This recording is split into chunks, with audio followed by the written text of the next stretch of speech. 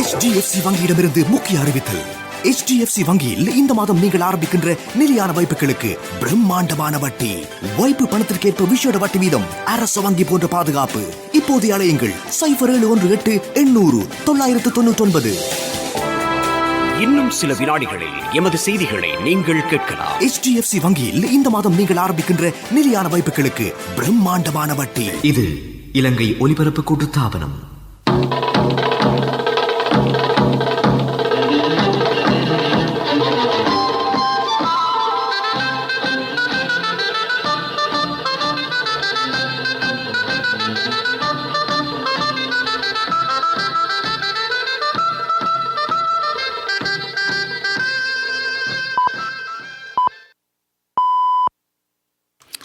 நேரம் 6 மணி.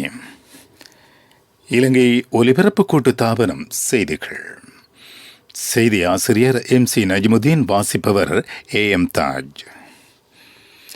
மெனுமாங்குட COVID-19 கொத்தணையில் தொற்றுக்குள்ளானவர்களின் மொத்த எண்ணிக்கை 2122 அதிகரிப்பு. இன்று 47 பேர் இனங்காணப்பட்டிருக்கிறார்கள். தோட்டத் தொழிலாளர்களின் நாளாந்த சம்பளத்தை 1000 ரூபாயாக அதிகரிப்பதற்கான நடவடிக்கையை 2 மாதத்துக்குள் மேற்கொள்ள ஏற்பாடு. ரிசாத் பதியுதீன் நீதிமன்றத்தில் ஆஜர்படுத்தப்பட்டார். கட்டநாயக்க வர்த்தக வலயத்தை மூடுவதற்கான அவசியம் இன்னும் எழவில்லை என அமைச்சர் பிரசன்ன ரணதுங்க தெரிவிப்பு. முன்னாள் ஜனாதிபதி மைத்திரிபால சிறிசேன அரசியல் பழிவாங்கல் தொடர்பில் ஆராயும் ஜனாதிபதி ஆணைக்குழுவில் இன்றும் ஆஜரானார். உயர்தர பரீட்சை நடைபெறும் பரீட்சை நிலையங்களில் சுகாதார பாதுகாப்பு தொடர்பில் பிரச்சினை நிலவுமாயின் அது பற்றி அறிவிக்க அவசர இலக்கம் அறிமுகம். வியட்நாமில் ஏற்பட்டுள்ள வெள்ளப்பெருக்கு மற்றும் மண் சரிவால் 90 பேர் உயிரிழப்பு. மெனுவாங்குட COVID-19 கொத்தணையில் தொற்றுக்கு இலக்கானவர்களின் மொத்த எண்ணிக்கை 2122 அதிகரித்துள்ளது. இன்று 47 பேருக்கு தொற்று உறுதி செய்யப்பட்டது. அவர்களில் 44 பேர் தனிமைப்படுத்த நிலையங்களில் தங்க வைக்கப்பட்டிருந்த ஆடை தொழிற்சாலை ஊழியர்கள் ஆவர். ஏனையவர்கள் ஊழியர்களுடன் தொடர்பை பேணியவர்கள். தோட்டத் தொழிலாளர்களின் நாளாந்த சம்பளத்தை 1000 ரூபாவாக அதிகரிப்பது தொடர்பில் அரசாங்கம் கவனம் செலுத்தியுள்ளதாக அமைச்சர் நிமல் சிறிபாலடி சில்வா தெரிவித்தார். எதிர்வரும் 2 மாத காலப்பகுதியில் அதற்கு தேவையான நடவடிக்கைகள் மேற்கொள்ளப்படும் என அவர் கூறினார். தொழில் திணைக்களத்தின் புதிய ஆணையாளர் நாயகமாக பிரபாத் சந்திர கீர்த்தி இன்று தனது கடமைகளை ஆரம்பித்தார். இந்த நிகழ்வில் பங்கேற்ற போதே அமைச்சர் இந்த விடயங்களை சுட்டிக்காட்டினார். பிரபாத் சந்திர கீர்த்தி தொழில் திணைக்களத்தின் 23வது ஆணையாளர் நாயகமாக பதவியேற்றுள்ளார். மோசடிகளற்ற வினைதிறன் மிக்க வகையில் சேவையாற்றும் திணைக்களமாக தொழில் திணைக்களத்தை முன்னேற்ற உள்ளதாக ஆணையாளர் குறிப்பிட்டுள்ளார். கைது செய்யப்பட்ட முன்னாள் அமைச்சர் ரிசாத் பதியுதீன் கொழும்பு கோட்டை நீதவான் நீதிமன்றத்தில் ஆஜர்படுத்தப்பட்டார். தெய்வளையில் அடுக்குமாடி வீடொன்றில் மறைந்திருந்த நிலையில் இன்று அதிகாலை அவர் கைது செய்யப்பட்டார். அவருக்கு அடைக்கலம் வழங்கியமை தொடர்பில் மேலும் 2 கைது செய்யப்பட்டதாக பிலிஸ் ஊடக பேச்சாளர் பிரதி பெலிஸ்மா அதிபர் அஜித் ரோஹன கூறினார். கொழும்பில் இன்று நடைபெற்ற ஊடகவியலாளர் சந்திப்பின் போதே அவர் இதனை தெரிவித்துள்ளார். கட்டநாயக்க வர்த்தக வலயத்தை மூடுவதற்கான அவசியம் இன்னமும் எழவில்லை என அமைச்சர் பிரசன்ன ரணதுங்க தெரிவித்துள்ளார். சுகாதார ஆலோசனைகளுக்கமைய அடுத்த கட்ட நடவடிக்கைகளை மேற்கொள்ளப் போவதாக அமைச்சர் குறிப்பிட்டார். அவர் கம்பஹா மாவட்ட செயலகத்தில் இன்று இடம்பெற்ற கூட்டம் ஒன்றில் இதனை தெரிவித்துள்ளார். கட்டநாயக்க சுதந்திர வர்த்தக வலயத்தை சேர்ந்த சுமார் 5000 பணியாளர்கள் நேற்று PCR பரிசோதனைக்கு உட்படுத்தப்பட்டனர். தொடர்ந்தும் பரிசோதனைகள் மேற்கொள்ளப்படும். சுதந்திர வர்த்தக வலயங்களில் மாத்திரமின்றி அவற்றுக்கு அப்பால் இயங்கும் தொழிற்சாலைகளில் ஊழியர்களை ஈடுபடுத்துவது பற்றி வழிகாட்டல்கள் வழங்கப்பட்டுள்ளன. சுகாதார ஆலோசனைகளுக்கமைய இதற்குரிய தீர்மானம் வெட்டப்பட்டதாக அமைச்சர் பிரசன்ன ரணதுங்க குறிப்பிட்டார். தொழிற்சாலைகளில் சுகாதார சேவைகளை ஆலோசனைகளை முறையாக அமல்படுத்துவது பற்றி முதலீட்டு சபை உன்னிப்பாக கண்காணிக்கும் என்றும் அவர் குறிப்பிட்டுள்ளார். அரசியல் பழிவாங்கல் தொடர்பில் விசாரணை நடத்தும் ஜனாதிபதி ஆணைக்குழுவின் முன்னிலையில் முன்னாள் ஜனாதிபதி மைத்திரிபால சிறிசேன தற்போது ஆஜராகியுள்ளார். ரஷ்யாவுக்கான முன்னாள் இலங்கை தூதுவர் உதயங்க வீரதுங்க மேற்கொண்ட முறைப்பாட்டுக்கமைய முன்னாள் ஜனாதிபதி ஆணைக்குழுவில் ஆஜராகியுள்ளார். GCU இதர பரீட்சை மண்டபங்களில் சுகாதார நெருக்கடிகள் இருக்குமாயின் தொலைபேசி மூலம் அறிய தருமாறு கல்வி அமைச்சு அறிவித்துள்ளது. இதற்காக அழைக்க வேண்டிய இலக்கம் 1988 என்பதாகும். கோவிட்-19 வைரஸ் பரவலால் எச்சரிக்கையுடன் செயற்படக்கூடிய பின்புலம் உருவாகி இருக்கிறது. இதற்கு மத்தியிலும் பரீட்சார்த்திகளை பாதுகாப்பாக பரீட்சை மண்டபங்களுக்கு அனுப்பி வைக்க தேவையான பின்னணியை ஏற்படுத்தியுள்ளதாக சுகாதார அமைச்சு அறிவித்துள்ளது. பரீட்சை நிலைய வளாகங்களை கிருமி நீக்கம் செய்து முறையான சுகாதார பாதுகாப்பு ஏற்பாடுகளை அமலாக்குவதற்காக ஒவ்வொரு மண்டபத்திலும் மேலதிக பரீட்சை நிலைய பொறுப்பதிகாரி நியமிக்கப்பட்டுள்ளார். பரீட்சை மண்டபங்களில் பிள்ளைகளின் பாதுகாப்புக்கு பாதிப்பு ஏற்படும் வகையிலான செயற்பாடுகள் இடம்பெறுமானால் அது பற்றி 1988 என்ற தொலைபேசி இலக்கத்தினூடாக முறையிட முடியும். நீங்கள் கேட்டுக்கொண்டிருப்பது இலங்கை ஒலிபரப்பு கூட்டுத்தாபனத்தின் செய்திகள். HDFC வங்கியில் இந்த மாதம் நீங்கள் ஆரம்பிக்கின்ற நிலையான வைப்புகளுக்கு பிரம்மாண்டமான வட்டி. வைப்பு பணத்திற்கேற்ப விஷேட வட்டி வீதம், அரச வங்கி போன்ற பாதுகாப்பு. இப்போது அழையுங்கள் 0718 800 999.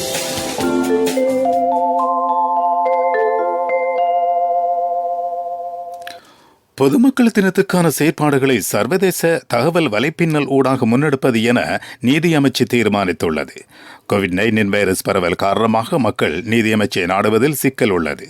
இதனை கருத்திற்கொண்டு இணையத்தினூடாக மக்களின் தேவைகளை தீர்ப்பதற்கு நடவடிக்கை எடுப்பதற்கு நீதியமைச்சு தீர்மானித்துள்ளது. இதற்குரிய செயற்பாடுகள் அமைச்சர் அலிசப்ரி தலைமையில் இன்று ஆரம்பிக்கப்பட்டன. ஒவ்வொரு வாரமும் திங்கட்கிழமை அமைச்சரிடம் முன்வைக்க எதிர்பார்க்கும் பிரச்சினைகளை அதற்கு முந்தைய வாரத்தின் வெள்ளிக்கிழமைகளில் முன்வைக்குமாறு நீதி அமைச்சு மக்களை கேட்டுள்ளது. மேல் மாகாணத்தில் முத்துராஜவெல பிரதேசமும் மத்திய மாகாணத்தில் பன்சலதின்ன மௌசாவ பிரதேசமும் சுற்றாடல் பாதுகாப்பு வலயங்களாக பிரகடனப்படுத்தப்பட்டிருக்கிறது. அதற்குரிய ஆவணங்களில் சுற்றாடல் அமைச்சர் மஹிந்த அமரவீர கைச்சாத்திட்டார். இந்த சுற்றாடல் பாதுகாப்பு வலயங்களை வர்த்தமானி அறிவித்தலூடாக அங்கீகரிப்பதற்கு பாராளுமன்ற அனுமதியை கோரப்போவதாக அமைச்சர் குறிப்பிட்டுள்ளார். இந்த வலயங்கள் இரண்டும் மனித செயற்பாடுகளால் பெரும் ஆபத்தான நிலையை எதிர்நோக்குவதாகவும் தெரிவிக்கப்பட்டுள்ளது. முத்தையா முரளிதரனின் வாழ்க்கை சரிதத்தை அடிப்படையாக கொண்டு உருவாக்கப்பட்ட இருப்பதாக கூறப்படும் 800 என்ற திரைப்படத்தில் இருந்து நடிகர் விஜய் சேதுபதி விலகியிருப்பதாக தெரிகிறது. தன்னிடம் முரளிதரன் விடுத்த கோரிக்கைக்கு பதிலளிக்கும் வகையில் விஜய் சேதுபதி ட்விட்டரில் வெளியிட்ட பதிவு இதனை ஊர்ஜிதம் செய்ததாக இந்திய ஊடகம் ஒன்று தெரிவித்துள்ளது. முரளிதரனின் வாழ்க்கை சரிதத்தை பேசும் திரைப்படத்தில் நடிக்கக்கூடாது என்று சமூக வலைத்தளங்கள் வாயிலாக விஜய் சேதுபதி மீது கடும் அழுத்தம் தொடுக்கப்பட்டது. இதனைத் தொடர்ந்து இந்த திரைப்படத்தில் நடிப்பதால் சேதுபதியின் எதிர்கால திரை வாழ்க்கை பாதிக்கப்படலாம் என கூறி இதிலிருந்து விலகுமாறு முரளிதரன் யோசனை முன்வைத்திருந்தார். இதற்கு பதிலளிக்கும் விதத்தில் விஜய் சேதுபதி தனது ட்விட்டர் பக்கத்தில் நன்றி வணக்கம் என்று பதிவிட்டுள்ளார். HDFC வங்கியிடமிருந்து முக்கிய அறிவித்தல். HDFC வங்கியில் இந்த மாதம் நீங்கள் ஆரம்பிக்கின்ற நிலையான வைப்புகளுக்கு பிரம்மாண்டமான வட்டி. வைப்பு பணத்திற்கேற்ப விஷேட வட்டி வீதம், அரச வங்கி போன்ற பாதுகாப்பு. இப்போது அழையுங்கள் 0718 800 999.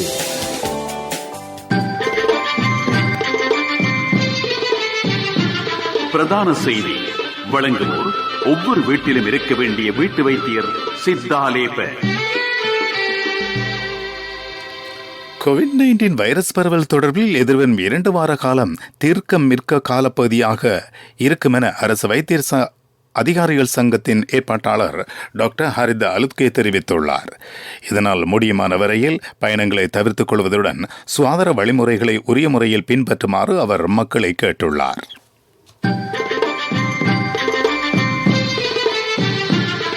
பிரதான செய்தி வழங்கியோர் ஒவ்வொரு வீட்டிலும் இருக்க வேண்டிய வீட்டு வைத்தியர் சித்தாலேப. உங்கள் கவனத்திற்கு பெருந்தோட்ட சுற்றுலாப்பேட்டையில் நிர்மாணிக்கப்பட்டுள்ள ஜனகலா கேந்திர நிலையம் சேதமடைந்து வருவதாக பிரதேச மக்கள் கோருகின்றனர். இந்த நிலையம் 3 ஏக்கர் விஸ்தரமான காணியில் அமைந்துள்ளது. ஆரம்ப கட்டத்தில் நெசவு உற்பத்திகள், தோற்பொருட்கள், அலங்கார பொருட்கள் போன்றவற்றை உற்பத்தி செய்வது தொடர்பில் பயிற்சிகள் அளிக்கப்பட்டன. இதன் மூலம் வேலையற்ற இளைஞர் யுவதிகளுக்கு பெரும் நன்மை கிடைத்தது. எனினும் இந்த நிலையம் தற்போது பயன்படாத நிலையில் உள்ளதாக பிரதேச மக்கள் தெரிவித்துள்ளனர். உலகச் செய்திகள். வியட்நாமில் ஏற்பட்டுள்ள வெள்ளப்பெருக்கு மற்றும் மண் சரிவால் சுமார் 90 பேர் உயிரிழந்திருப்பதாக அந்த நாட்டு ஊடகங்கள் தெரிவிக்கின்றன. இந்த அனர்த்தத்தில் சிக்கி மேலும் பலர் காணாமல் போயுள்ளனர். இதேவேளை சுமார் 55,000 வீடுகள் நீரில் மூழ்கியுள்ளதாக அந்த நாட்டு அனர்த்த நிவாரண சேவைகள் நிலையம் தெரிவித்துள்ளது. 1,00,000 ஹெக்டேருக்கு மேற்பட்ட பயிர்கள் அழிவடைந்துள்ளன. பாதிக்கப்பட்ட மக்களுக்கு நிவாரணம் வழங்குவதற்காக அந்த நாட்டு பிரதமர் நாடு தழுவிய ரீதியில் நிதி திரட்டும் வேலை திட்டங்களை முன்னெடுத்திருக்கிறார். கடந்த 10ஆம் தேதியிலிருந்து வியட்நாமில் கடும் மழை பெய்து வருகின்றமை குறிப்பிடத்தக்கது. தென் அமெரிக்க நாடான சிலியின் சாண்டியாகோவில் இடம்பெற்ற ஆர்ப்பாட்டம் வன்முறையாக வெடித்ததில் 30க்கும் மேற்பட்டோர் உயிரிழந்துள்ளனர். மேலும் பலர் காயமடைந்துள்ளதாக அங்கிருந்து வரும் தகவல்கள் தெரிவிக்கின்றன. ஆரம்பத்தில் அமைதியான முறையில் இடம்பெற்ற ஆர்ப்பாட்டம் வன்முறையாக வெடித்தது. இதனைத் தொடர்ந்து போலீசார் கண்ணீர் புகை மற்றும் நீர்த்தாரை பிரயோகம் மேற்கொண்டு ஆர்ப்பாட்டத்தை கலைக்க முற்பட்டனர். இருந்த போதிலும் கட்டுக்கடங்காத வன்முறையினால் இந்த உயிரிழப்புகள் பதிவாகியுள்ளன. ஓய்வூதியம், சுகாதாரம், கல்வி மற்றும் அரசியலமைப்பு சீர்திருத்தம் கோரி இந்த ஆர்ப்பாட்டம் இடம்பெற்றமை குறிப்பிடத்தக்கது. அபிவிருத்தி செய்திகளுக்கு அனுசரணை. யார் தம்பி கால் பண்ணினது? பவுனியா பெரியம்மா இன்றைக்கு இங்க வராங்களாம். பிரச்சனை இல்ல தம்பி, நாங்க எப்பவும் அரிசி கொஞ்சம் கூடத்தானே வைக்கிறோம். நாங்கள் எப்பவும் மத்தவங்களை பத்தி நினைக்கிறது நம்ம வர்க்குணம். நாங்க மஞ்சி சூப்பர் கிரீம் கிராக்கர் வாங்குறதும் எங்களுக்காக மட்டுமில்ல. பத்திரமுள்ள ஸ்ரீ ஜெயவர்தனபுரவில் தேசிய சந்தன மர பூங்காவை அமைக்க நடவடிக்கை எடுக்கப்படுகிறது. இது ஜனாதிபதி கோட்டாபய ராஜபக்சவின் ஆலோசனைக்கு அமைய முன்னெடுக்கப்படும் திட்டமாகும். பத்திரமுல்ல அபேகம வளாகத்துக்கு அருகில் ஜப்பான் இலங்கை நட்புறவு பாலத்தை அண்டியதாக 9 ஏக்கர் நிலப்பரப்பில் சந்தன மரம் நாட்டப்படும். மொத்தமாக 1000 சந்தன மரங்களுடன் நிர்மாணிக்கப்படும் இலங்கையின் முதலாவது பூங்கா இதுவாகும். மரநடுகை அடுத்த வாரம் ஆரம்பமாக உள்ளது. இங்கு பொய்கைகளின் நடுவில் அமையக்கூடியவாறு திறந்த வெளி அரங்க மண்டபமும் நிர்மாணிக்கப்படும். இந்த திட்டத்திற்கு 13 கோடி ரூபாய் செலவிடப்பட உள்ளது. நகர அபிவிருத்தி அதிகார சபை இதற்கான நிதி ஒதுக்கீட்டை மேற்கொள்ளும். வீட்டுல மேலதிகமா ஒரு அறைய கட்டுறது வீட்டாக்களுக்கு மட்டுமில்ல. வாகனம் வாங்குறப்போ நிறைய பேர் போகக்கூடிய ஒரு வாகனம் வாங்குங்கன்னு அப்பா சொல்லுவாரு. காலமா சாப்பாடு கட்டும் போது அம்மா எப்பவுமே கொஞ்சம் அதிகமா கட்டுவாங்க. ஃப்ரெண்ட்ஸ் கூட ஷேர் பண்ண. எப்பவும் மத்தவங்களை பத்தி நினைக்கிறது நம்ம வர்க்குணம். நாங்க மஞ்சி சூப்பர் கிரீம் கிராக்கர் வாங்குறதும் எங்களுக்காக மட்டுமில்ல. விளையாட்டுச் செய்திகள் உங்களுக்கு வழங்குவது மஞ்சி சாக்லேட் கிரீம் பிஸ்கட். கடிக்க கடிக்க சாக்லேட். இந்தியன் பிரீமியர் லீக் சுற்றுத்தொடரின் 37வது போட்டி இன்று அபுதாபியில் நடைபெறவுள்ளது. இந்த போட்டி Chennai super Kings, Rajasthan Royals அணிகள் மோதவுள்ளன. போட்டி இன்றிரவு 7:30 ஆரம்பமாகும். உலக மெய்வாய்மை பாதித்தூர மரதன் ஓட்ட போட்டியில் கென்னிய வீராங்கனை பெரஸ் ஜெப்சிசர் வெற்றி பெற்றுள்ளார். இவர் 1 மணித்தியாலம் 5 நிமிடங்கள் 16 செகண்ட்களில் குறித்த நேரத்தை ஓடி கடந்து தான் முன்னர் நிலைநாட்டியிருந்த சாதனையை முறியடித்தார். உலக மெய்வாய்மை பாதித்துற மரதன் ஓட்ட போட்டி போலாந்தில் நடைபெற்றது. இந்த போட்டியில் இலங்கையின் சார்பில் பங்கேற்ற வீரர் உடல் உபாதை காரணமாக போட்டியை பூர்த்தி செய்ய முடியாமல் போயிருக்கிறது. பிள்ளைகள் ஹோம்வொர்க் செய்துட்டு வாங்க.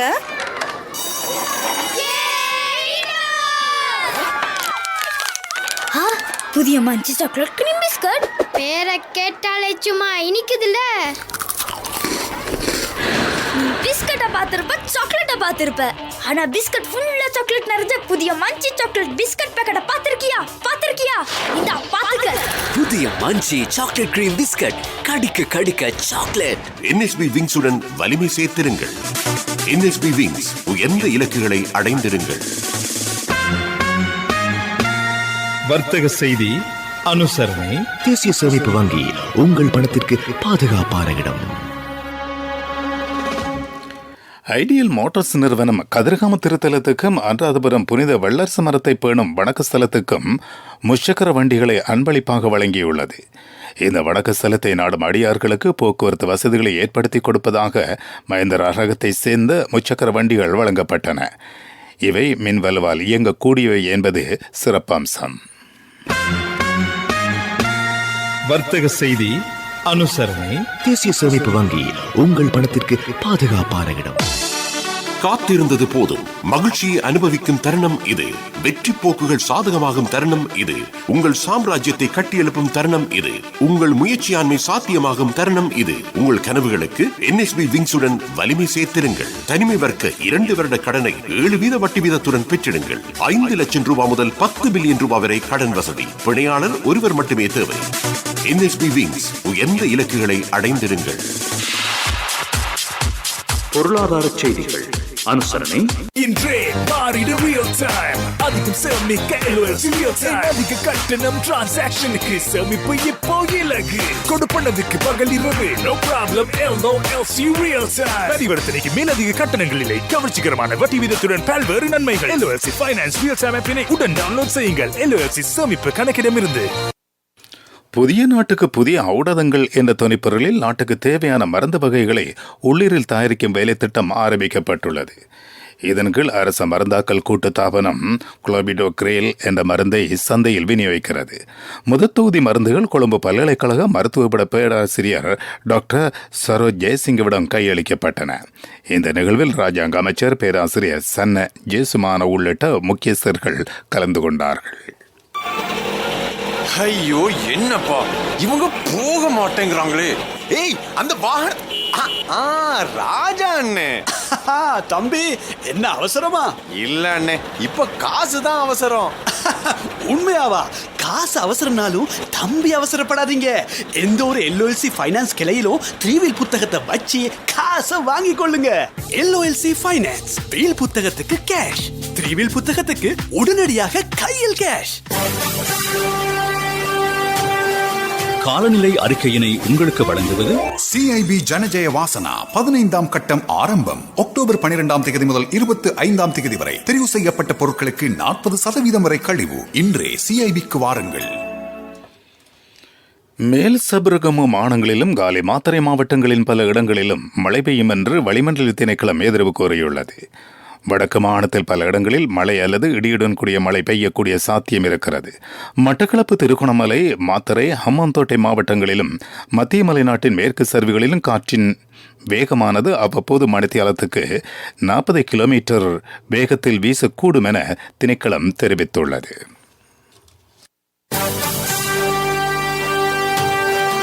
காலநிலை அறிக்கை கேட்டீர்கள்.